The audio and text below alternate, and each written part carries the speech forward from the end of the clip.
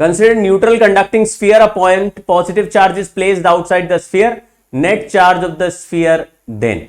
Neutral conducting sphere है, एक point charge कहीं बाहर रखा हुआ है.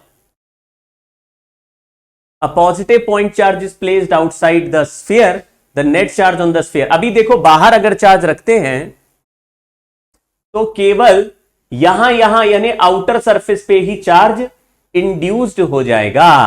Negative and distributed uniformly over the surface, गलत. Negative and appears only at the point of sphere closest to the point charge, गलत. Negative and distributed non uniformly over entire surface of the zero.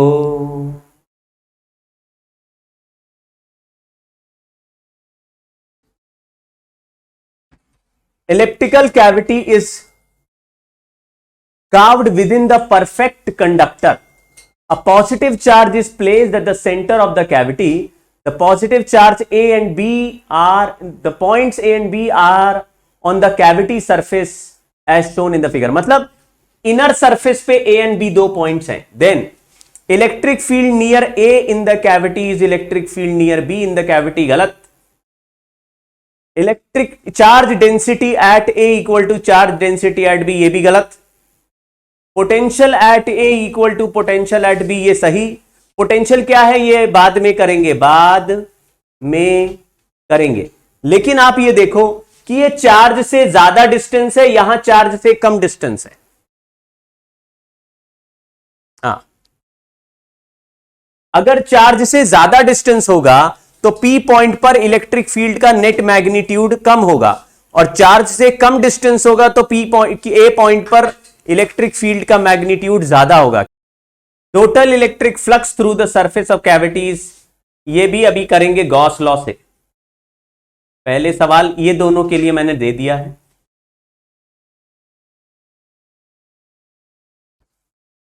चलिए आगे बढ़ते हैं. Three concentric metallic spherical shells of radii r, 2r and 3r are given q1, q2 and q3 charges respectively. एक r radius का shell है, उसके ऊपर एक 2r रेडियस का शेल है, और उसके ऊपर एक 3r रेडियस का शेल है. r के बाद 2r और उसके बाद 3r. याद रखिए चार्ज इंडक्शन होता है, ये सब हॉलो स्फीयर्स है. इस पे चार्ज Q1 डाला, जब किसी कंडक्टर पे चार्ज Q डालते हो तो उसके आउटर सरफेस पे फैल जाता है. जितना आउटर सरफेस पे फैल जाता है उतना ही नेगेटिव चार्ज इनर सरफेस पे आ जाता है. ये मैंने कंडक्टर की प्रॉपर्टी आपको पढ़ाई थी. यानी Q1 के सामने वाले सरफेस पे माइनस Q1 होगा, तो इसके आउटर सरफेस पे हमने Q2 अलग से डाला है, और माइनस Q1 का प्लस Q1 और अलग से आएगा तो Q1 प्लस Q2 हो जाएगा. मैं आपको एक बार फिर समझाता हूं. मान लीजिए किसी कंडक्टर के अंदर एक कैविटी है जिसके अंदर मैंने चार्ज Q रखा, तो कंडक्टर अगर न्यूट्रल है, न्यूट्रल, तो इस Q के सामने इनर सरफेस पे चार्ज आएगा माइनस Q, और आउटर सरफेस पे चार्ज आएगा प्लस Q, और ये माइनस Q और प्लस Q मिलके हो जाएंगे न्यूट्रल. अगर मैं प्लस Q के सामने माइनस Q इंड्यूस हो गया तो उसके आउटर सरफेस पे प्लस Q आ जाएगा. सर ये प्लस Q कहां से आया, जहां से माइनस Q आया. ये पूरा ऑब्जेक्ट न्यूट्रल था, न्यूट्रल के एक जगह पर अगर माइनस Q आ जाए तो उसको न्यूट्रल बनाने वाला प्लस Q आउटर सरफेस पे चला जाता है. ऐसे ही अंदर जब Q1 चार्ज रखा तो सेकेंड नंबर वाले शेल के इनर सरफेस पे माइनस Q1 आ गया. इस माइनस Q1 का प्लस Q1 आउटर सरफेस पे चला गया, लेकिन आउटर सरफेस पे तो अलग से मैंने Q2 डाला था, तो Q2 के साथ अंदर से जो Q1 आया वो भी आ गया. यानी total charge on outer surface of बीच वाला sphere is Q1 plus Q2. क्योंकि इसके आउटर सरफेस पे Q1 प्लस Q2 है, इसलिए इसके इनर सरफेस पे माइनस Q1 माइनस Q2 आएगा, और जितना नेगेटिव है उतना पॉजिटिव बाहर वाले पे आएगा. लेकिन हमने इसको Q3 और अलग से दिया तो Q3 और आउटर सरफेस पे आ गया, तो Q1 plus Q2 plus Q3 हो गया. चार्ज रीडिस्ट्रीब्यूशन आप थोड़ा समझने की कोशिश करना. देखो अब ध्यान से फिर से देख लो. मान लीजिए ये दो शेल्स हैं, अगर मैं एक को चार्ज दे दूं 3 और दूसरे को चार्ज दे दूं 5, तो 3 के सामने आएगा -3, तो इसका -3 का काउंटर चार्ज है +3। मतलब अगर ये न्यूट्रल होता बड़ा वाला शेल, तो -3 के करस्पॉन्डिंग चार्ज होता +3, तो +3 दे दो, और जो प्लस चार्ज अलग से तुमने दिया है वो भी दे दो, तो आपको दिखेगा 3 -3 +8, ऐसे चार्ज डिस्ट्रीब्यूशन दिखेगा। यहां पे Q1, फिर -Q1, फिर Q1 + Q2, फिर -Q1 - Q2 और Q1 + Q2 + Q3। कुछ नहीं आ रहा समझ? Very good. तो इस सवाल में लिखा है, it is found that the surface charge densities on the outer surfaces. यहां पे आउटर सरफेस लिखा है, इसलिए मुझे आउटर सरफेस का चार्ज लेना पड़ रहा है। जो लोग थोड़ा दिमाग कम लगा रहे हैं इस कहानी में, वो तुरंत चार्ज का सरफेस डेंसिटी निकालेंगे, जबकि हमको आउटर चार्ज की डेंसिटी दी है। कोशिश करता हूं फिर से समझने की कोशिश करना भाई। छोटा स्फीयर को चार्ज Q1 दिया, अगर Q1 चार्ज देके किसी एक शेल के अंदर रख दोगे, तो किसी भी कंडक्टर के, देखो आपको पिछले क्लास में जो पढ़ाते हैं वो पिछले क्लास में ही खत्म कर देते हो तुम लोग, अगले क्लास तक आने ही नहीं देते हो। कोशिश ये कर रहे सर जो क्लास में सीखा उसको पिछले क्लास में ही खत्म कर दें। देखो लिखा हुआ है, if a charge +Q is kept at A, अंदर कैविटी में एट ए यानी कैविटी में, then total induce charge at inner surface यानी cavity surface at B is -Q। अगर अंदर +Q रखोगे तो इनर सरफेस पे चार्ज रहेगा -Q। यहां पे यही कॉन्सेप्ट लगाते हुए हमने क्या कहा कि अगर किसी स्फीयर को चार्ज दे दे +Q, तो ये तो +Q इसके पास रहेगा, लेकिन दूसरे स्फीयर के इनर सरफेस पे कितना चार्ज आ जाएगा, तो आप कहेंगे जो अंदर है उतना ही चार्ज -Q1 आ जाएगा। +Q1 के सामने -Q1 है, अगर ये न्यूट्रल होता तो इसका टोटल चार्ज 0 होना चाहिए, लेकिन इनर सरफेस पे -Q1 है, तो इतना ही +Q1 आउटर सरफेस पे होना चाहिए। लेकिन सर मैंने अगर इसको अलग से Q2 दे दिया, तो Q2 जो चार्ज तुम देते हो वो तो आउटर सरफेस पे फैल जाता है, तो वो आउटर सरफेस पे फैल जाएगा। तो अभी जो सेकंड नंबर का शेल है उसमें इनर सरफेस पे चार्ज -Q1 है और आउटर सरफेस पे Q1 + Q2 है। तो आउटर सरफेस पे टोटल चार्ज कितना है? Q1 + Q2। तो हम बोलेंगे कि एक का चार्ज Q1 है, उसका रेडियस R है, तो Q1 upon 4πr² equal to Q1 + Q2 upon 4π2r का whole square. Outer surface 4π cancel कर दिया, r² कैंसिल कर दिया, 2 का स्क्वायर होता 4, तो Q1 is equal to Q1 + Q2 bye 4, 4 ऊपर भेज देते हैं, 4Q1 equal to Q1 + Q2, Q1 इधर भेज देते हैं, 3Q1 इक्वल टू Q2, यानी कि चार्ज है 1:3, 1:3, 1:3, 1:3, 1:3,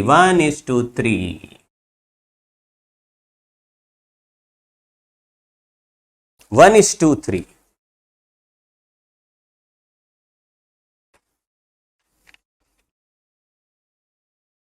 वन इज टू फोर नहीं है, कई बच्चों का आंसर 1:4 आता है इसमें।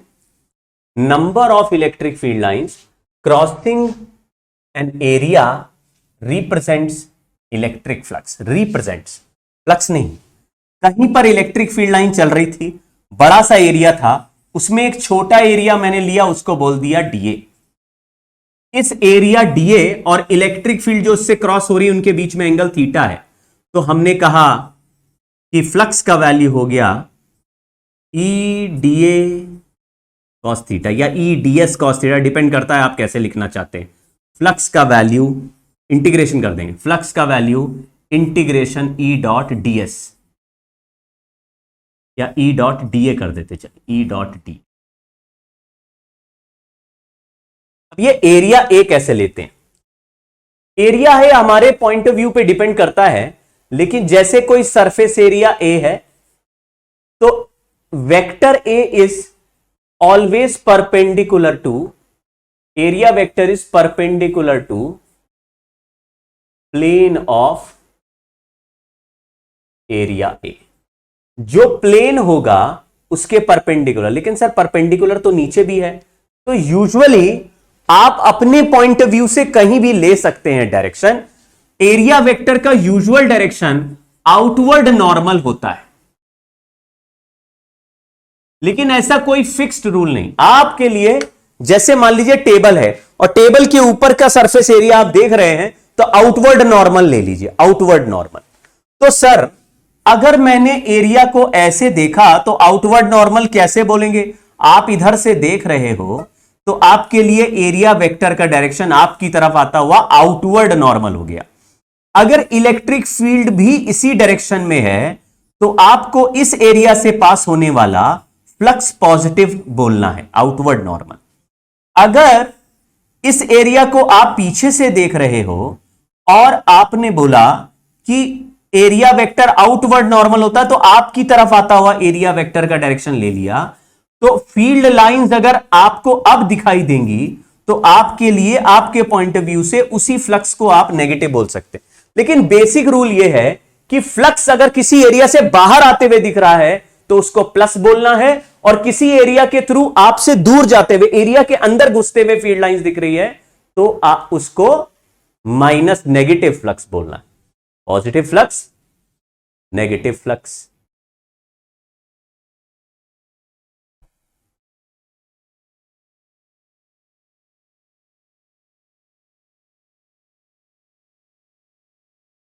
Positive flux, negative flux. ठीक है, तो फ्लक्स एक स्केलर क्वांटिटी जरूर है लेकिन डॉट प्रोडक्ट से बनी है, तो हम लोग बोलेंगे अगर फ्लक्स इनटू द प्लेन है, इनटू द प्लेन, तो नेगेटिव, और flux out of the plane है तो पॉजिटिव। इस सवाल को करते, consider hypothetical sphere in a space where a uniform magnetic electric field is present as shown in the figure. Which of the statement are correct? Total flux through the sphere is 0. आपने ये sphere देखा तो इस sphere में जो field line जा रही है वो आप अंदर चली गई, सरफेस के अंदर चली गई तो फ्लक्स नेगेटिव हो गया। फील्ड लाइन अगर सरफेस से बाहर आ गई तो फ्लक्स पॉजिटिव हो गया। अब फील्ड लाइन कहीं ब्रेक नहीं हो रही और हाइपोथेटिकल स्फीयर है, ये सचमुच कोई मेटल वेटल नहीं है कि सर मेटल के अंदर तो फील्ड लाइन घुसती नहीं है। ये तो कोई ऐसे इमेजिन कर लिया हमने, या बोलो कागज का एक स्फीयर बना के रख दिया, तो फील्ड लाइन ऐसे चल रही है, जहां से अंदर गई वहां फ्लक्स नेगेटिव, जहां से बाहर आई वहां फ्लक्स पॉजिटिव। तो टोटल फ्लक्स क्या हो गया? आप बोलेंगे जी टोटल फ्लक्स 0 बोलना पड़ेगा, क्योंकि जितनी लाइन इधर से जा रही उतनी बाहर आ रही। Flux through right hemisphere is 0। ये राइट हेमिस्फीयर है, ये लेफ्ट हेमिस्फीयर है। राइट हेमिस्फीयर 0 नहीं है, राइट हेमिस्फीयर का फ्लक्स पॉजिटिव है और लेफ्ट हेमिस्फीयर का फ्लक्स नेगेटिव है, और दोनों के फ्लक्स बराबर। Flux through right hemisphere is positive, flux through right hemisphere is negative. गलत। राइट हेमिस्फीयर से फ्लक्स बाहर फील्ड लाइन बाहर आ रही है तो फ्लक्स पॉजिटिव हो गया। जिस साइड से फील्ड लाइन अंदर जाएगी वो फ्लक्स नेगेटिव हो जाएगा। इस तरह से हमको फ्लक्स का साइन बोलना है। तो अगर मान लीजिए किसी सरफेस पे आपसे दूर या इनटू द सरफेस जा रही है तो आप नेगेटिव बोल दो, कहीं से आउट ऑफ द सरफेस। अब लेकिन सर वो तो हमारे पॉइंट ऑफ व्यू पे डिपेंड करेगा। हां, लेकिन अगर किसी क्लोज्ड बॉक्स से फ्लक्स देखोगे तो तुम्हारे पॉइंट ऑफ व्यू पे डिपेंड नहीं करेगा, क्योंकि तुम्हें क्लोज बॉक्स के अंदर से फ्लक्स कभी नहीं देखना, हमको हमेशा बाहर से देखना है। तो यहां पे हमने देखा तो यहां पर भी एरिया आउटवर्ड नॉर्मल चलेगा ऐसे, और यहां पर इधर से भी जाएंगे तो आउटवर्ड नॉर्मल चलेगा।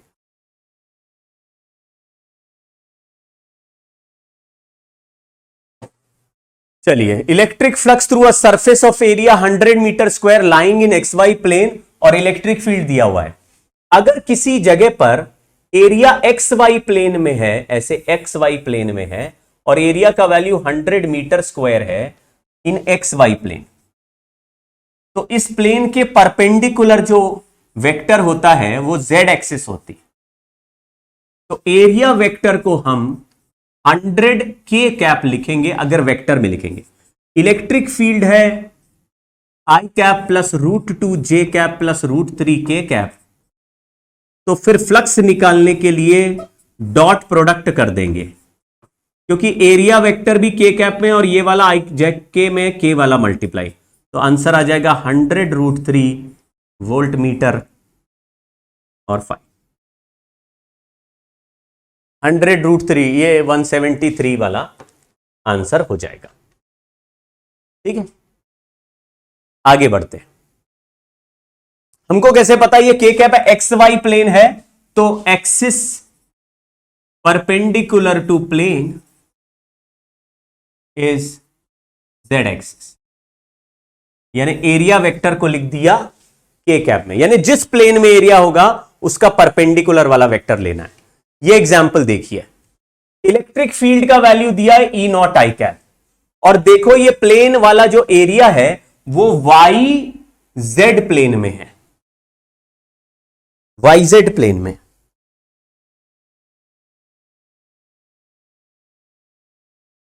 तो वाई जेड प्लेन में एरिया होगा तो इसका परपेंडिकुलर जो एरिया वेक्टर होगा वो अलोंग एक्स एक्सिस हो जाएगा, अलोंग एक्स एक्सिस। अगर ये साइड एल और एल है, ये मान लो स्क्वायर प्लेन लिया मैंने, स्क्वायर प्लेन है मान लीजिए, तो एरिया वेक्टर का वैल्यू हो गया L square I cap. Electric field का वैल्यू दिया है ई नॉट आई कैप, तो फ्लक्स का वैल्यू हो गया E naught into L square. Answer आ गया।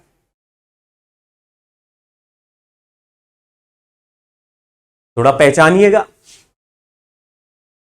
ऐसे फील्ड लाइंस ऐसे क्रॉस कर रही होंगी, field lines electric field x axis में आ रही है और एरिया वाईजेड प्लेन में है, तो ऐसे सामने से इस पूरे विंडो से क्रॉस कर रही होगी। तो दोनों आई कैप है इसलिए पूरा मैग्नीट्यूड हो गया, कॉस थीटा का वैल्यू 1 हो गया। अब हम लोग एक, अगर नॉन यूनिफॉर्म मैग्नेटिक फील्ड है, नॉन यूनिफॉर्म इलेक्ट्रिक फील्ड है, नॉन यूनिफॉर्म इलेक्ट्रिक फील्ड है, तो फ्लक्स का आंसर है E dot DS, E dot DS. अब देखिए इसमें मामला बहुत बढ़िया है। इलेक्ट्रिक फील्ड का फंक्शन देखो क्या लिखा है, इलेक्ट्रिक फील्ड का फंक्शन लिखा है E naught Y by A I cap. Area YZ plane में है, यानी area vector L square I cap है, ये एल है ये एल है। Area vector X axis YZ plane में यानी एक्स एक्सिस आई कैप में है, लेकिन इस पूरे एरिया पर इलेक्ट्रिक फील्ड नॉन यूनिफॉर्म है। तो जब इलेक्ट्रिक फील्ड नॉन यूनिफॉर्म है तो चेक कर लेते हैं फंक्शन किसका दिया है। तुमने कहा फंक्शन तो सर वाई का दिया है, तो फिर एरिया के छोटे टुकड़े को कट करेंगे, तो छोटा टुकड़ा कहां पे लेंगे? अगर electric field function of y है तो वाई पे जाके dy का स्ट्रिप कट करेंगे, तो y डिस्टेंस गए, देखो ये y एक्सिस है, इस पे ओरिजिन से y डिस्टेंस गए और एक पतला सा स्ट्रिप कट कर लिया dy थिकनेस का, ये देखिए dy थिकनेस का। इस स्ट्रिप का छोटा सा एरिया ds एरिया आ गया l dy आई कैप। पूरे एरिया से मल्टीप्लाई नहीं करेंगे क्योंकि वेरिएबल फंक्शन हो गया, y का वैल्यू वेरिएबल है तो इलेक्ट्रिक फील्ड भी वेरिएबल है। तो इलेक्ट्रिक फील्ड को ई नॉट वाई बाई ए लिखा और एरिया को एल डी वाई लिखा, और दोनों आई कैप और आई कैप मिलके हो गया 1। इंटीग्रेशन के अंदर रखा फ्लक्स निकालने के लिए, लेकिन ये पूरा रेक्टेंगल या स्क्वायर जो है ये 0 से लेकर एल तक फैला हुआ है, तो y इज इक्वल टू 0 से y is equal to L तक इंटीग्रेट कर दिया। y dy का इंटीग्रेशन है y स्क्वायर बाई 2 और उसमें l रख देंगे तो l स्क्वायर बाई 2, तो E naught by A L square into L by 2, यानी कि आंसर आया E naught L cube by 2।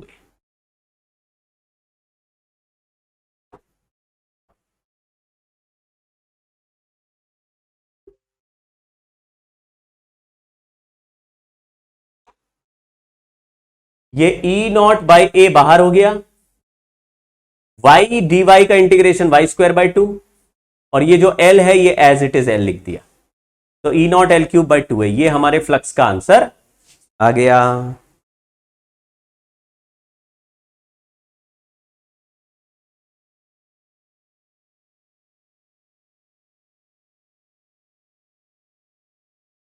समझ गया क्या थोड़ी सी बात? अगर वेरिएबल फंक्शन है, वेरिएबल फंक्शन है तो छोटा सेगमेंट, तो if field is variable always take small area ds in full area. तो सर ds कहां लेते हैं?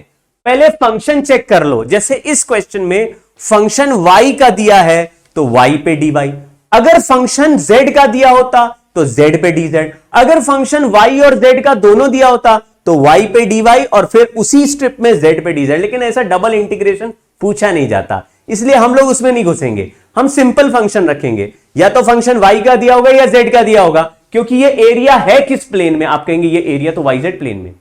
तो जब एरिया yz प्लेन में है तो इस एरिया पे क्या चीज बदल रही है? तो तुम बोलोगे ये इसका हर पॉइंट अलग अलग y पे है और हाइट में अलग अलग z पे है। या तो y बदल रहा है या z बदल रहा है, x तो इस एरिया में बदल ही नहीं रहा। तो फंक्शन इलेक्ट्रिक फील्ड का अगर x का दिया है तो हमें फर्क क्या पड़ता है? अगर y और z में से किसी का दिया तभी वेरिएबल हुआ, क्योंकि इस एरिया पे हर जगह इलेक्ट्रिक फील्ड का वैल्यू अलग अलग हो जाएगा।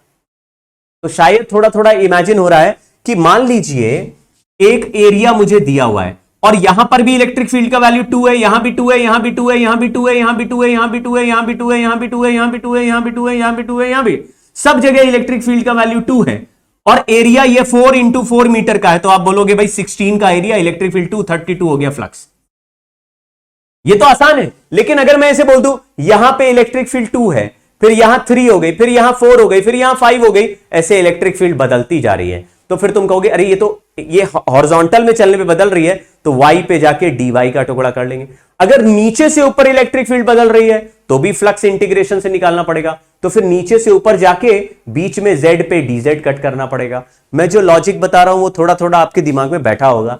इंटीग्रेशन पे बेस्ड एक आध सवाल कर लेने चाहिए, ज्यादा है नहीं। एनसीईआरटी में एक सॉल्व एग्जांपल है, उसको जरूर कर लेना।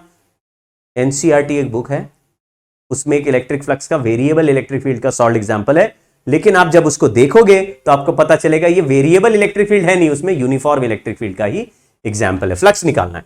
चलिए अब 2-3 डायग्राम बनाना। ये जो चीज है ये इंटरेस्टिंग और मजेदार भी है, और कल मैंने एक सॉल्यूशन आपको भेजा था, उसमें इस तरह का कॉन्सेप्ट यूज हुआ था। इसको बोलते हैं projection area, uniform electric field and projection area. कई जगह अगर इलेक्ट्रिक फील्ड यूनिफॉर्म हो तो फिर फ्लक्स निकालने के लिए इलेक्ट्रिक फील्ड के मैग्नीट्यूड को प्रोजेक्शन एरिया से मल्टीप्लाई कर देंगे। प्रोजेक्शन एरिया किसको कहते हैं वो अभी सिखाता हूं।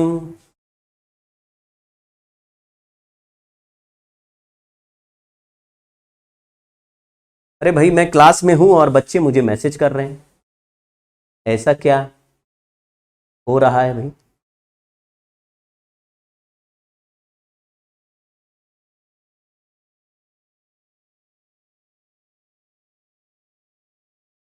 आप देखो शायद आपको थोड़ा थोड़ा समझ में आए।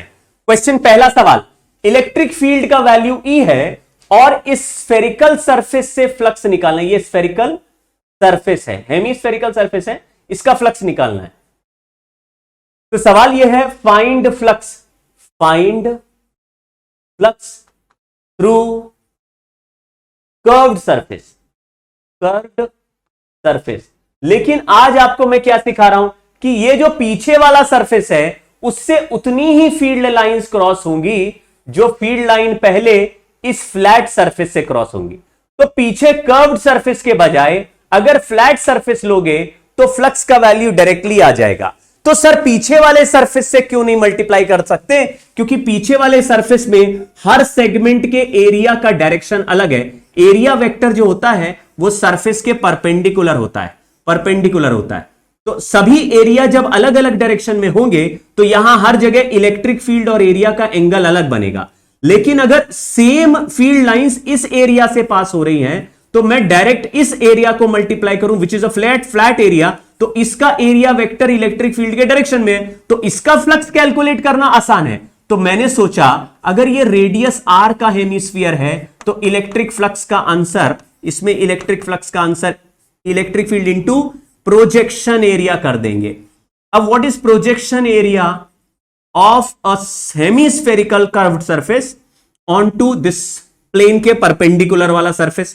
तो आप बोलेंगे जी ये अगर रेडियस आर का हेमिस्फीयर है तो इसका projection area pi r square है। शायद कोई समझा। अगर आपके घर में कोई छाता है, कभी कोई छाता देखे हो? छाता मतलब कि अंब्रेला। तो अंब्रेला अगर आप ओपन कर दो बारिश में, तो अंब्रेला का जो सरफेस है वो ऐसा कर्व्ड है, उसको स्फीयर की तरह मानो। लेकिन अगर वर्टिकल गिरती हुई बारिश में अंब्रेला लेके खड़े रहोगे तो जमीन पे देखोगे एक सर्कल जैसा रीजन होगा जो तुम्हें ड्राई दिखाई देगा। ये उसका प्रोजेक्शन एरिया है। थोड़ा इमेजिन करो मैंने क्या बोला। मान लीजिए बारिश हो रही है और आपने अंब्रेला ओपन किया हुआ है, तो अंब्रेला का एक्चुअल सरफेस है, अंब्रेला का एक्चुअल सरफेस है स्फेरिकल, लेकिन उसके ड्राई रीजन का जो शेप है वो दिखेगा सर्कल। मतलब किस रीजन पे उसका प्रोजेक्शन आ रहा है। अगर ऐसे अंब्रेला को धूप में लेके खड़े हो जाएं और सन बिल्कुल ऊपर हो, 12 बजे का टाइम, बिल्कुल सन ऊपर है, तो बिल्कुल टॉप से अगर सन रेज आ रहे हैं तो आप ऐसे अंब्रेला लेके खड़े होगे तो ग्राउंड पे जो शैडो बनेगी उसका शेप क्या होगा? उसका शेप होगा सर्कल। यानी कि यहां से जो बारिश की तरह से फील्ड लाइन आ रही है उसका कर्व्ड सरफेस के बजाय फील्ड के परपेंडिकुलर फ्लैट सरफेस से एरिया फ्लक्स निकाल दो। इस एरिया का फ्लक्स ही आगे वाले से जाएगा। तो मैंने ये सोचा कि भाई ऐसे टेढ़े मेढ़े सरफेस का फ्लक्स कोई पूछे तो हमेशा यूनिफॉर्म इलेक्ट्रिक फील्ड में फील्ड के परपेंडिकुलर सेक्शन कट करके देखेंगे, शायद बन जाए। आप देखो जरा, यहां से देखिए, ये इलेक्ट्रिक फील्ड आ रही है ई, ये एक कोन है, कोन का इतना सरफेस कर्व्ड सरफेस है, शायद आपको कोन दिख रहा होगा। इस कोन का हाइट h है और बेस का रेडियस r है। इस कोन पे ये इलेक्ट्रिक फील्ड ऐसे इंसिडेंट हो रहा है।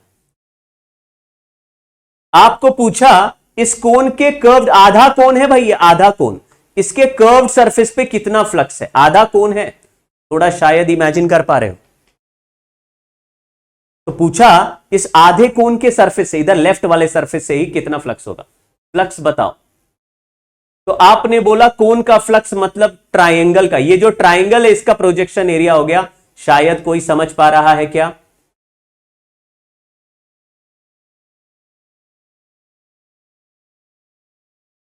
तो बताओ, इलेक्ट्रिक फील्ड को प्रोजेक्शन एरिया से मल्टीप्लाई करेंगे 1/2 हाइट इंटू बेस, तो E into H R.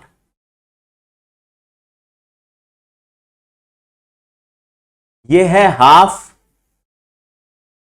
Cylindrical surface. ये सिलेंडर का लेटरल सरफेस है लेकिन आधा सिलेंडर है।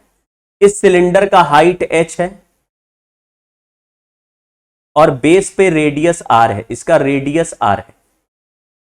पूछा गया इसके सिलेंडर के थ्रू कितना फ्लक्स पास होगा, ये बताओ। इलेक्ट्रिक फील्ड E है, तो आंसर हो गया फ्लक्स का E इंटू प्रोजेक्शन एरिया।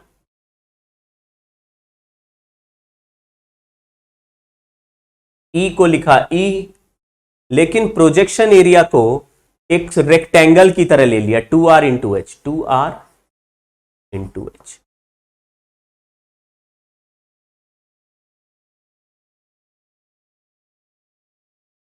तो ऐसा अगर कोई सवाल आपको दिखाए बच्चों जिसमें कि कर्व्ड सरफेस के थ्रू फ्लक्स पूछा है, लेकिन उस कर्व्ड सरफेस पे इलेक्ट्रिक फील्ड के परपेंडिकुलर ऐसे चाकू से काटो तो उसका फ्लैट सरफेस दिखने लगेगा, उस फ्लैट सरफेस का एरिया ले लो और इलेक्ट्रिक फील्ड से मल्टीप्लाई कर दो, आंसर आ जाएगा। ठीक,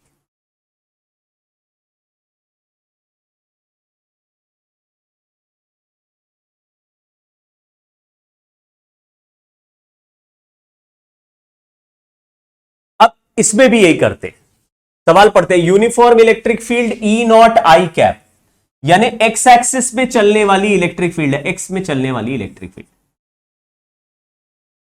और ये प्रिज्म जैसा ट्राइंगल बना हुआ है। पूछा है कि आपको इलेक्ट्रिक फ्लक्स बताना है passing through faces A B C. A ये रहा, बी ये रहा और सी ये रहा, ए बी सी। तो ए बी सी वाला जो एरिया है वो एक्स वाई प्लेन में है, यानी इसका जो एरिया वेक्टर होगा वो जेड एक्सिस पे होगा। इलेक्ट्रिक फील्ड एक्स एक्सिस में है, तो flux through A B C तो हो गया 0, क्योंकि कोई फील्ड लाइन इस सरफेस को क्रॉस नहीं करेगी ए बी सी वाले को। फिर लिखा है फ्लक्स थ्रू डीई एफ, बताओ डीई एफ, उसका फ्लक्स भी 0, डीई एफ। फिर लिखा है flux A B E D, बताओ A B E D. A B E D वाला जो एरिया है उसको भी आप देखिए, ए बी ई डी, ये area vector X Z plane में है, यानी इसका जो एरिया वेक्टर है वो वाई एक्सिस में हो जाएगा, मतलब एल स्क्वायर जे कैप, और इलेक्ट्रिक फील्ड है ई नॉट आई कैप। तो डॉट प्रोडक्ट 0, यानी कि flux A B E D का भी हो गया 0। थोड़ा इमेजिन करेंगे तो भी पता चलेगा कि अगर फील्ड लाइन ऐसे सामने चल रही है तो इस सरफेस को भी क्रॉस नहीं करेगी, इस ट्राइंगल को भी क्रॉस नहीं करेगी, इस बेस वाले स्क्वायर को भी इलेक्ट्रिक फील्ड लाइंस क्रॉस नहीं करेगी।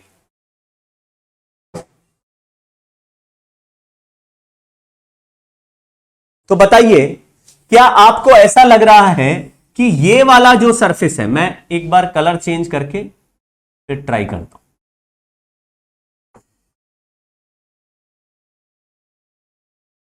ये एक सरफेस मैं ले रहा हूं, ये कौन सा सरफेस हुआ, ये ADFC। तो अगर फ्लक्स थ्रू ADFC करेंगे, ADFC, तो उससे इलेक्ट्रिक फील्ड परपेंडिकुलर क्रॉस कर रही है, तो उस सरफेस को क्रॉस करते हुए इलेक्ट्रिक फ्लक्स दिखेगा। ADFC वाला सरफेस आपको नजर आ रहा है क्या?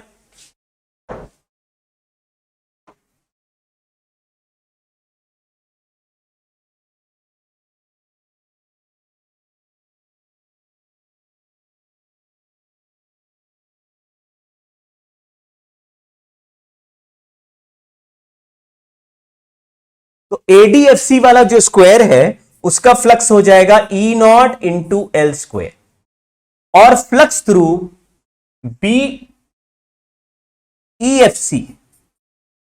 अब आप देखो BEFC, B से E और फिर F और C, ये टेढ़ा रेक्टेंगल बना हुआ है, लेकिन इस टेढ़े रेक्टेंगल का प्रोजेक्शन एरिया ADFC है।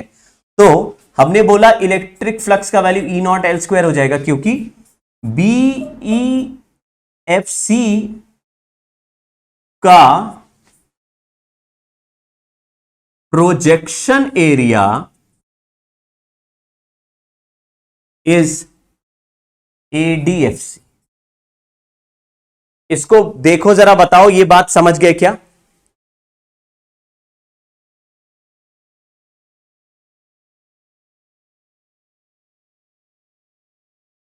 ये जो हमको इंक्लाइन प्लेन जैसा दिख रहा है BEFC, वो इंक्लाइन प्लेन है, इंक्लाइन प्लेन, और इंक्लाइन प्लेन के साथ इलेक्ट्रिक फील्ड का एंगल 90 मतलब 0 नहीं है।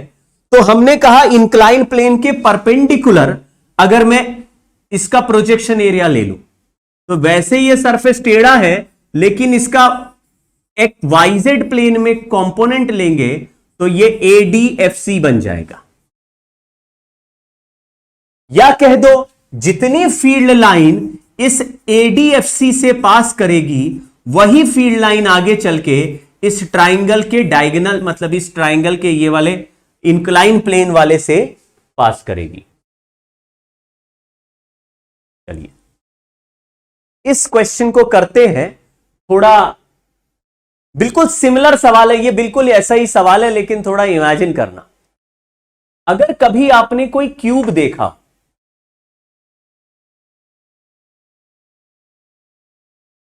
तो क्यूब में ऐसे मैंने क्यूब बना लिया, इस क्यूब में ये पॉइंट 0,0,0 है और ये पॉइंट 0,A,0 है, यानी कि y एक्सिस पे ये a डिस्टेंस पे, तो क्यूब का एक साइड ये हो गया, और ये वाला पॉइंट A,A,A है, और ये वाला पॉइंट A0A है। तो आपको जो सरफेस दिया हुआ है वो एक ऐसा डायगोनली रेक्टेंगुलर सरफेस बनता होगा जिसके थ्रू फ्लक्स पूछा है।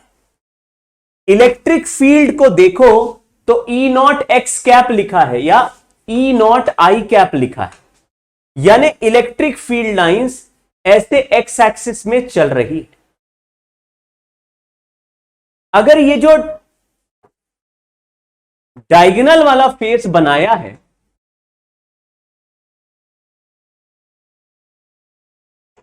इस डायगोनल वाले फेस का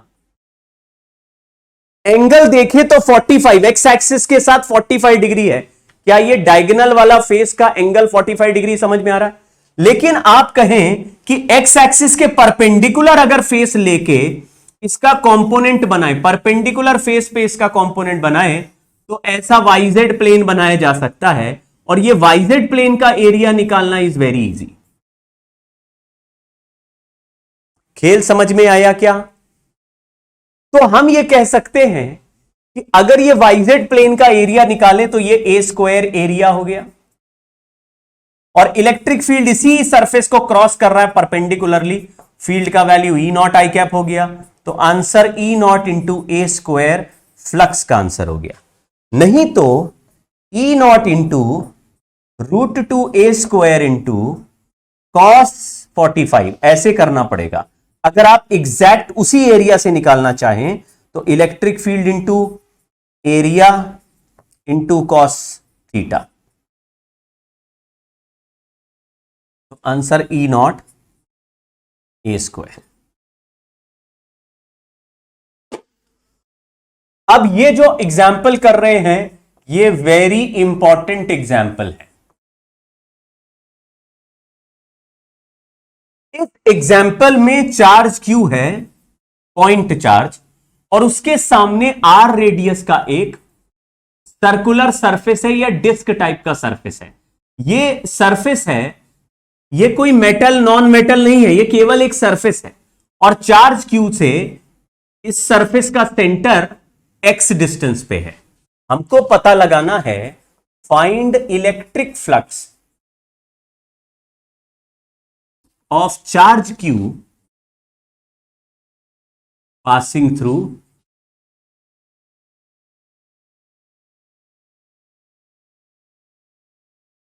सर्कुलर डिस्क।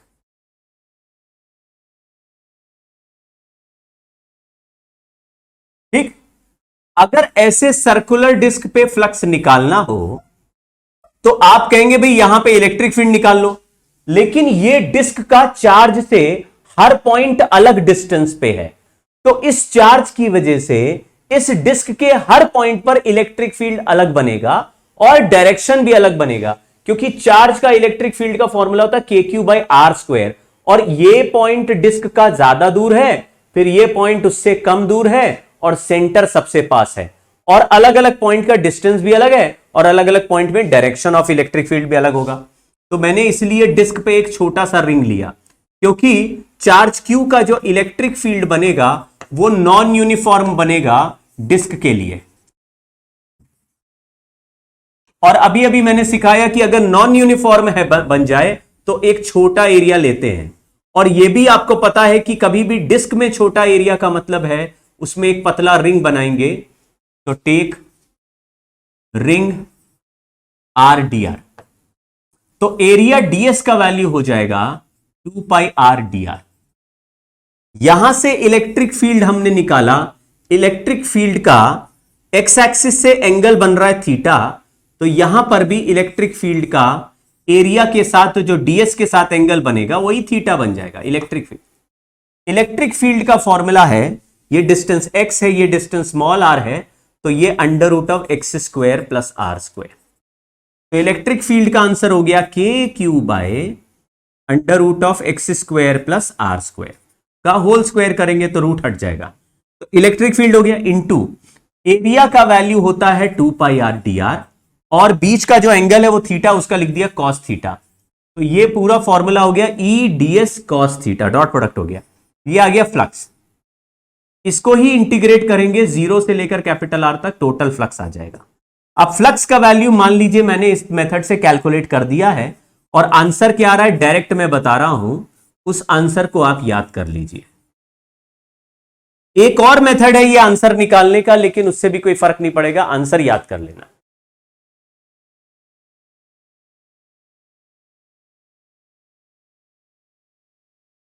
ये जो आंसर आया ये इसमें चार्ज Q है, Q/2 ε0 1 माइनस कॉस थीटा।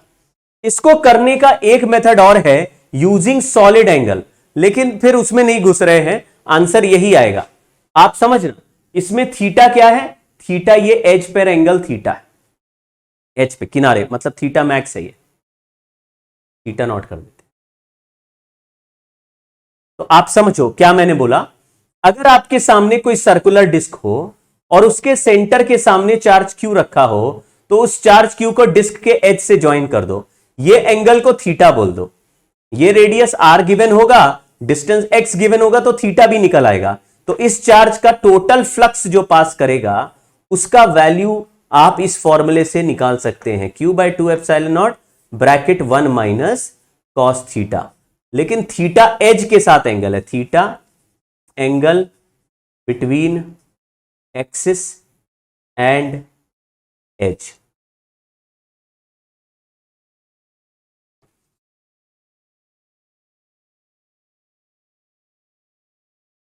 बिल्कुल ठीक कह रहे हो। हाँ मेंस में आएगा, ये एडवांस में आ चुका है, एडवांस में कई बार आ चुका है, कई बार आ चुका है एडवांस में, अब मेंस में आएगा ये।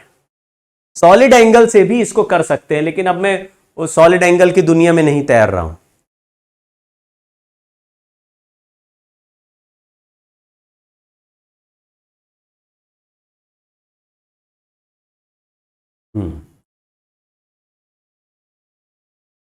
कुछ बच्चे कह रहे हैं बिल्कुल इसी तरह का फॉर्मूला सर्कुलर डिस्क की वजह से इलेक्ट्रिक फील्ड का भी निकाला था। बिल्कुल सही आपने पहचाना, यहां पे सिग्मा क्यू की जगह सिग्मा था, σ/2 1 माइनस कॉस थीटा, ये इलेक्ट्रिक फील्ड का फॉर्मूला था डिस्क का। तो चार्ज डिस्क पे होता था, सिग्मा डिस्क का है, यहां इलेक्ट्रिक फील्ड पूछा है σ/2 1 माइनस कॉस थीटा, और चार्ज क्यू है, फ्लक्स पूछा है Q/2 1 माइनस कॉस थीटा। दोनों फॉर्मूले अलग हैं लेकिन पिक्चर देखने में सिमिलर है। सामने सवाल करते हैं, ये इरोडोव में दिया हुआ क्वेश्चन है, लिखा two charges plus Q and minus Q R separated by distance 2d as shown in the figure, determine total flux through a disk of radius r whose center is at the midpoint of two charges and plane is perpendicular to line joining the charges। अगर plus Q वाले का field यहां पे ऐसे चलेगा तो minus Q वाले का फील्ड ऐसे चलेगा, मतलब आप कहेंगे कि जितना फ्लक्स का एंगल इलेक्ट्रिक फील्ड का एंगल एरिया के साथ प्लस वाला बनाएगा उतना ही एंगल माइनस वाला बनाएगा, और दोनों का फ्लक्स सामने की तरफ ही आएगा। तो हम लोग एक का चार्ज का फील्ड फ्लक्स निकाल के डबल कर देंगे, क्योंकि अभी आपको क्या पता चल रहा है कि जितना फील्ड एक चार्ज बना रहा है उतना ही फील्ड दूसरा चार्ज भी बना रहा है, और दोनों के फील्ड का एक ही जैसा कंपोनेंट है जो इसमें ऐड हो रहा है। तो आपको बस फ्लक्स के लिए डबल ऑफ चार्ज क्यू का फ्लक्स बोल देना, flux of 2q, total flux. तो यहां पे Q/2 1 माइनस कॉस थीटा को 2 से मल्टीप्लाई, कॉस थीटा की जगह हमने ये एक राइट एंगल ट्राइंगल ले लिया, cos theta of the base upon hypotenuse, ये हमारा आंसर है।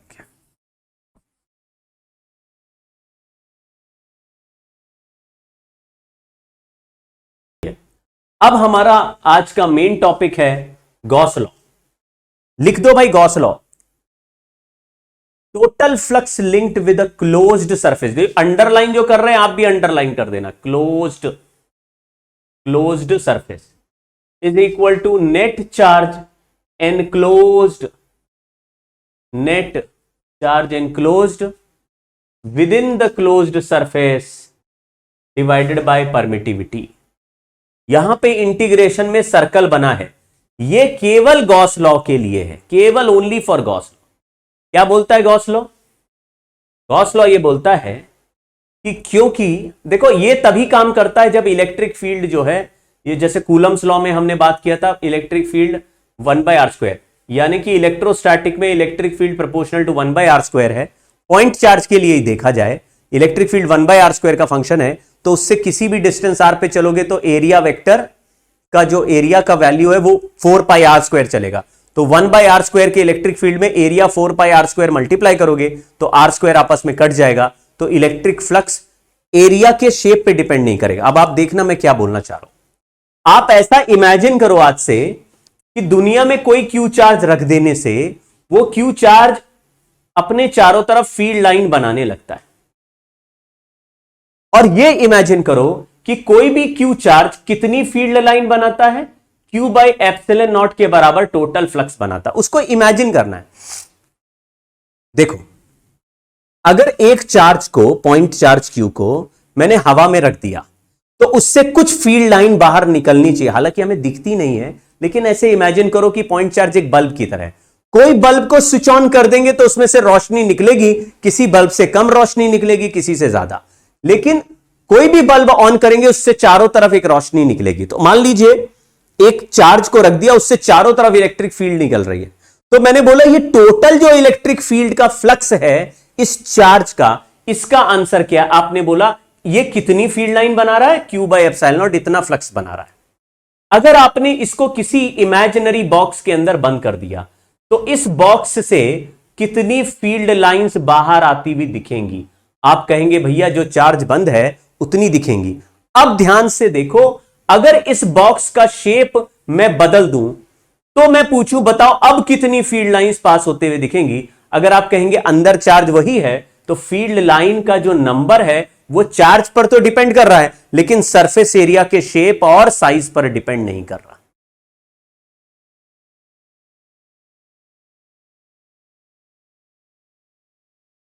चार्ज पर डिपेंड कर रहा है लेकिन शेप पर और साइज पर नहीं कर रहा। तो किसी भी शेप और साइज के क्लोज्ड सरफेस के अंदर चार्ज बंद है। कितना चार्ज बंद है? एक चार्ज को मैंने -Q2 बोल दिया, एक चार्ज को +Q1 बोल दिया, और एक चार्ज +Q3 बाहर है। अगर मैंने पूछा बताओ इस सरफेस के थ्रू टोटल फ्लक्स कितना है, तो आप बोलेंगे जो चार्ज एनक्लोज्ड है बस उतना ही फ्लक्स के वैल्यू को, चार्ज के वैल्यू को परमिटिविटी से डिवाइड कर दो। तो Q3 क्या करेगा? Q3 का फ्लक्स, टोटल फ्लक्स में Q3 का इफेक्ट दिखाई नहीं देगा। लेकिन फ्लक्स कैलकुलेट करने का फॉर्मूला क्या था? फ्लक्स इक्वल टू E.ds था। तो आप बताओ अगर हम इस एग्जाम्पल को यहां पे करें तो मैं ऐसे लिखूंगा क्लोज्ड इंटीग्रेशन E.ds, यानी फ्लक्स कैलकुलेट करो। तो आप आंसर लिखेंगे Q1 + Q2/2 या Q1 - Q2/2, क्योंकि एक चार्ज प्लस है दूसरा माइनस है।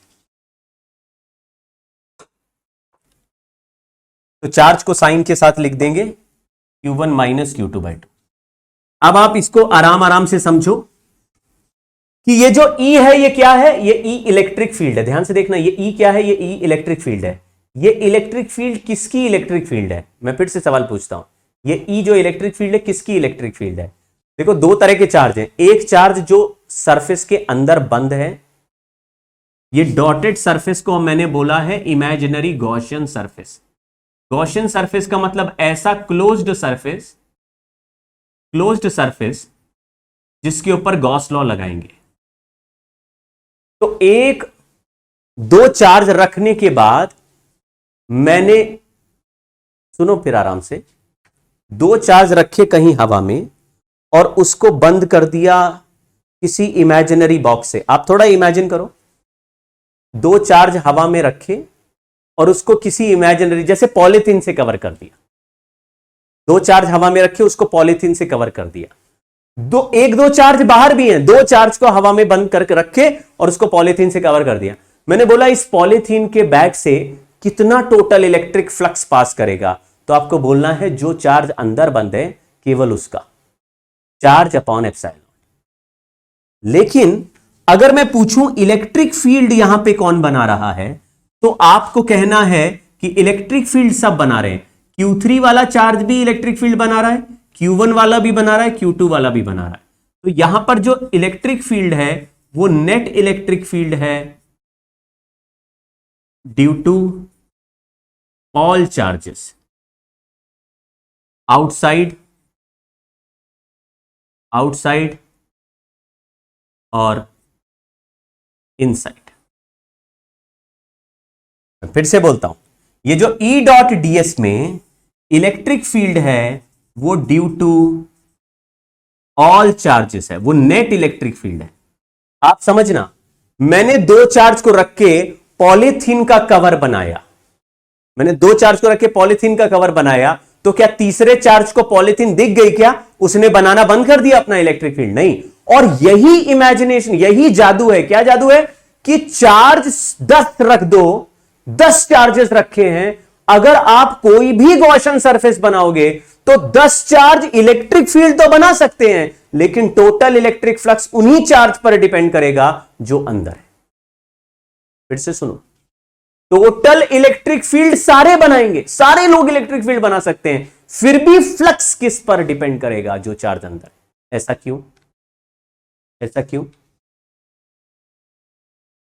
क्यों? मान लीजिए कोई चार्ज है जो हमारे डिब्बे से बाहर है, ये यहां पे इलेक्ट्रिक फील्ड बना सकते हैं। बिल्कुल, ये देखो फील्ड लाइन बनाई हमने, ये देखो फील्ड लाइन, ये फील्ड लाइन, ये फील्ड लाइन।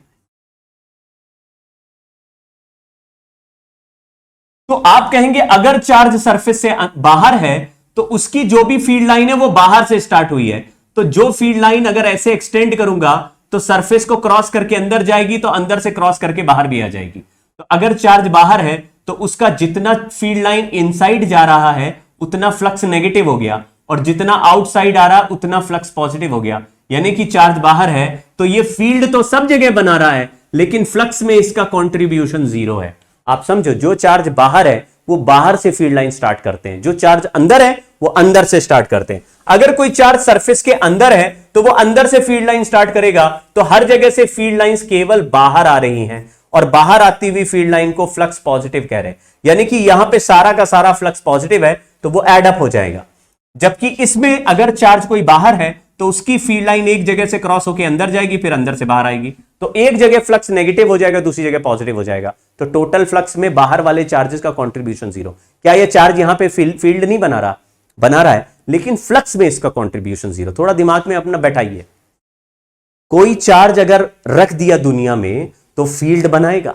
मैंने एक रूम में 4-5 चार्जेस रख दिए, सब फील्ड बना रहे रूम में, लेकिन ऐसा एक गॉसियन सरफेस इमेजिनरी लिया, या एक ऐसा पॉलीथीन का बैग लिया जिसको एक चार्ज के चारों तरफ उड़ा दिया, ऐसे एक चार्ज को पूरा कवर कर दिया, उससे चारों तरफ से कवर कर दिया, तो एक चार्ज कवर करेंगे तो उस पूरे पॉलीथीन बैग से पास होने वाला इलेक्ट्रिक फ्लक्स बाहर वाले चार्जेस पे डिपेंड नहीं करेगा। हालांकि सब फील्ड बना रहे, वो केवल अंदर के चार्ज पर डिपेंड करेगा।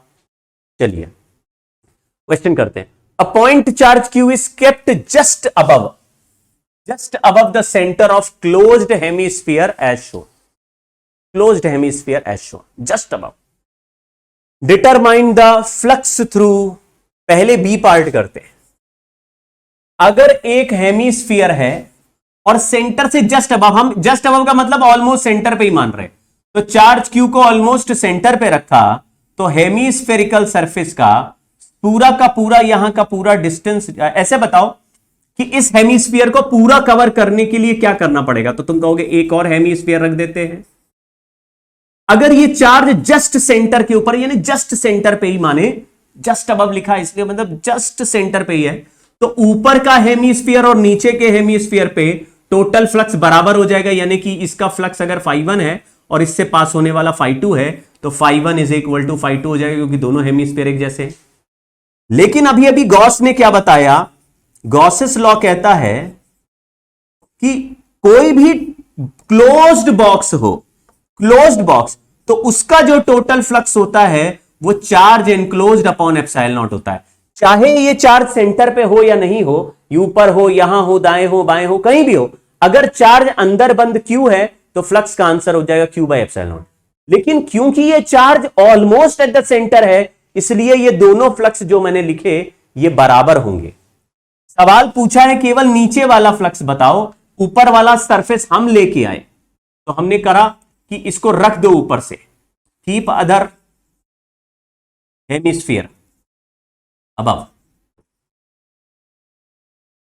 तो दो का मिला के ये है, तो एक का फ्लक्स हो गया Q/2ε।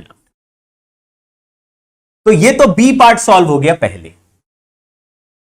लेकिन ए पार्ट सॉल्व करें तो आप देखो कि एक पूरा फ्लैट डिस्क है और एक हेमिस्फीयर है, और फ्लैट डिस्क और हेमिस्फीयर दोनों के ऊपर चार्ज है। मतलब अगर मैं इसको गॉसियन सरफेस यानी क्लोज्ड बॉक्स की तरह काम करवाऊं तो ये चार्ज बाहर की तरफ है, आउटसाइड है। अगर चार्ज आउटसाइड है तो नेट फ्लक्स 0 होगा। लेकिन नीचे वाले सरफेस का फ्लक्स φ2 तुमने Q/2ε0 निकाल दिया है, तो ऊपर वाले सरफेस का फ्लक्स φ1, मतलब ऊपर वाले सरफेस का ये फ्लैट सरफेस का फ्लक्स, तो फ्लैट सरफेस का फ्लक्स प्लस φ2 इक्वल टू 0। तो phi of flat surface is -Q/2ε0। ये कोई समझा? आप मुझे बताओ।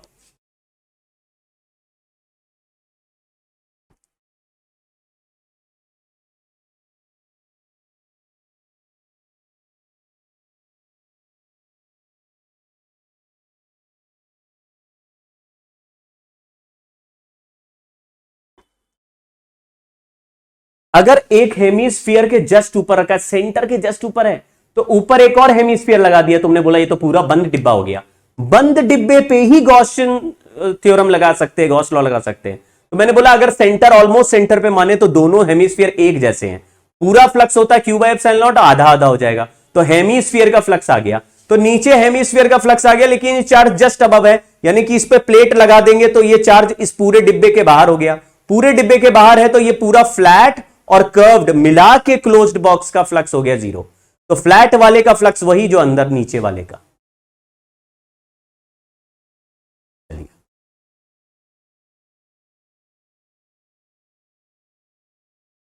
होमवर्क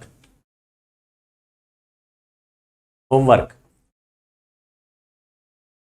होमवर्क इसमें ना ये पढ़ लो, केवल यही वाला है, पढ़ लो, केवल फर्स्ट पार्ट पढ़ो। इसमें आगे पोटेंशियल के वो तो हमें करने ही नहीं है, अभी पोटेंशियल वाले बाद में कर लेंगे। ये वाला आंसर सही है, लेकिन पहला वाला पार्ट बोलो। If electric field due to point charge varies as r का power -2.5 institute of r⁻², then the Gauss law will be still valid. ये गलत हो गया। Gauss law only works for inverse square law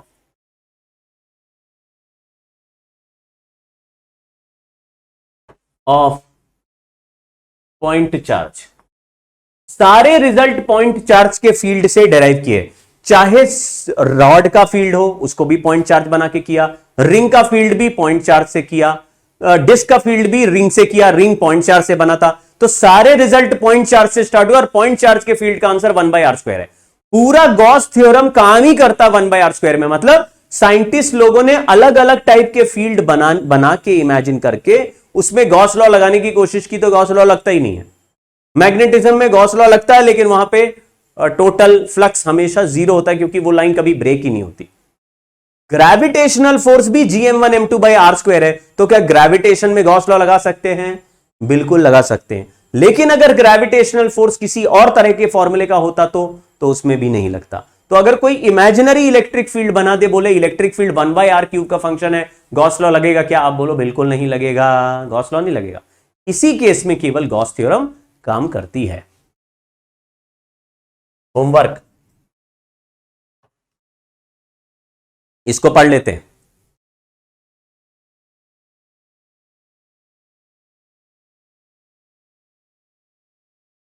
अरे चलो इसको भी होमवर्क करते हैं, आप खुद करना ना, ये तो बहुत इजी सवाल है। बोल रहा है कि इनफाइनाइट रॉड है जो डब्बे के अंदर से आ रही है, ये एक स्फीयर है, उसके अंदर से इनफाइनाइट रॉड पास हो रही है। बोल रहा है फ्लक्स बताओ। तो आप बोलेंगे यार इनफाइनाइट रॉड का लेंथ तो बहुत बड़ा होता है, लेकिन इस डिब्बे के अंदर कितना लेंथ है, क्योंकि केवल इतने चार्ज पर डिपेंड करेगा। अब अगर ये लेंथ हमने निकाली √3r, तो इसका चार्ज हो जाएगा लैम्डा × √3r। तो फ्लक्स का फॉर्मूला हो जाएगा charge enclosed by epsilon not. आप ध्यान दो, ये रॉड बहुत बड़ी है, इसके पूरे रॉड इलेक्ट्रिक फील्ड बनाएगा, लेकिन उस फील्ड की वजह से जो फ्लक्स है इस गॉसियन सरफेस पे, ये गॉसियन सरफेस है, ये इमेजिनरी पॉलीथीन का स्फीयर हमने बनाया, उसके अंदर से रॉड पास कर रहा है, तो उसके अंदर वाले लेंथ में जो चार्ज है केवल वही यहां लिखना है, √3r lambda by epsilon not, √3r lambda by epsilon not. आप इसको कैलकुलेट करके देख लेना, होमवर्क है। एक दो चीजें और जल्दी जल्दी बताते, लिखा हुआ straight rod passing through a cube of side L, find maximum electric flux through the cube. एक रॉड हमारे पास है, ये रॉड का जो चार्ज डेंसिटी है लैम्डा, रॉड लैम्डा की है, स्ट्रेट रॉड है, इनफाइनाइट लेंथ है।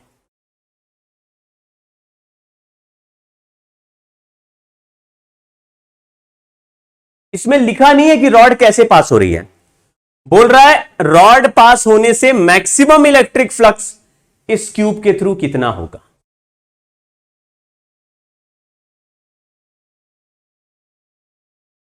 आंसर ए भी है, A comma B, A and B दोनों आंसर हैं इसके।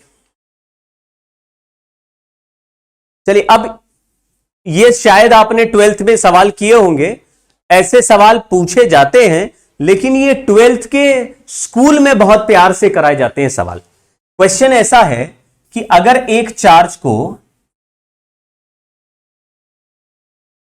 किसी क्यूब के अंदर सेंटर पे रख दो, सेंटर पे, तो फ्लक्स थ्रू क्यूब हो जाएगा Q बाई एप्सिलॉन नॉट। लेकिन सेंटर का हर फेस से डिस्टेंस बराबर है, तो एक फेस का फ्लक्स हो जाएगा Q बाई 6 एप्सिलॉन नॉट। ये आप में से कोई समझा तो बहुत बढ़िया, नहीं समझा तो आप समझ लो कि अगर एक चार्ज को ठीक सेंटर पे रख देंगे तो उसका हर फेस से डिस्टेंस सिमिट्रिकली बराबर हो जाएगा। तो सिमिट्री से कह सकते हैं कि पूरा जो flux Q by epsilon not है वो 6 बराबर पार्ट में डिवाइड हो जाएगा, क्योंकि 6 फेस होते हैं ना, और चार्ज बिल्कुल सेंटर पे रखा है, तो हर फेस का फ्लक्स हम निकाल सकते हैं Q बाई 6 एप्सिलॉन नॉट। ठीक है, इस सवाल में क्या चार्ज सेंटर पे नहीं है, तो मैं अभी 2-3 एग्जाम्पल और आपको बोलता हूं, आप वो भी करके बताना मुझे।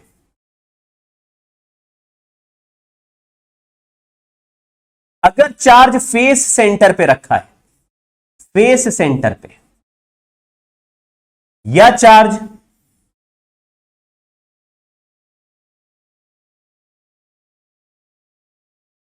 किसी ऐसे एज के सेंटर पे रखा है, ये चार्ज Q है, ये चार्ज Q है, या चार्ज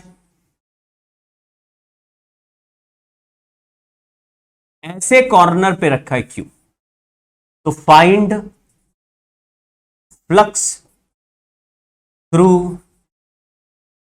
ईच क्यूब। और चार्ज जो है फेस के सेंटर पे है, यहां एज के मिड पॉइंट पे है, यहां ठीक कॉर्नर पे रखा है। हर केस में, ये केस नंबर 1 हो गया, ये केस नंबर एग्जाम्पल 2 हो गया, ये कहानी नंबर 3 हो गया। मैंने सवाल पूछा हर एक का फ्लक्स कितना पास करेगा हर क्यूब से, इससे कितना पास करेगा। आप बोल रहे हैं एक साइड में एक क्यूब और रख दें तो 2 क्यूब के पूरे कंप्लीटली अंदर हो जाएगा चार्ज, और कंप्लीट चार्ज अंदर हो गया तो हम कह सकते हैं total flux Q by epsilon not हो गया। लेकिन दोनों डिब्बे एक जैसे, एक आगे दिखेगा एक पीछे दिखेगा, तो एक जैसे हो जाएंगे। तो 2 डिब्बे पे इक्वली डिवाइड करेंगे तो एक डिब्बे का हो जाएगा Q बाई 2 एप्सिलॉन नॉट। यहां पे एक नीचे रखेंगे और 2 ऊपर, यानी कि 4 बॉक्सेस रखें तो चार्ज बिल्कुल सेंटर पे आ जाएगा, अंदर बंद हो जाएगा। इस केस में 8 बॉक्सेस रखेंगे, सॉलिड एंगल से कर सकते हैं, लेकिन 8 बॉक्सेस रखेंगे, 4 नीचे और 4 ऊपर, तो भी ये सेंटर पे आ जाएगा, तो फिर हमको फ्लक्स निकल आएगा। तो ये वाला क्वेश्चन भी जरा होमवर्क है, इसका भी फ्लक्स बताना और ये तीनों का भी फ्लक्स कैलकुलेट करना, इमेजिन करना। होमवर्क, आज होमवर्क ज्यादा है। होमवर्क। ये क्वेश्चन हमने कर लिया है कि यहां पे अगर एंगल थीटा बने तो फ्लक्स का आंसर होता है Q/2 ε0 1 minus cos theta. Homework.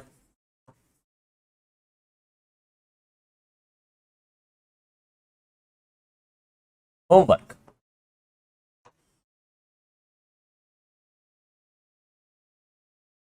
Homework. चलिए, हमारा यही टॉपिक इंपॉर्टेंट, मतलब थोड़ा एक्साइटिंग है। आगे चल के टॉपिक थोड़े से इजियर हो जाएंगे, मैग्नेटिज्म जैसे इजियर हो जाएगा, फिर ईएमआई उठेगा बहुत अच्छे लेवल पे। मैग्नेटिज्म इजियर चलेगा, ईएमआई उठेगा। तो देखते हैं, धीरे धीरे करते जाएंगे। Bye bye.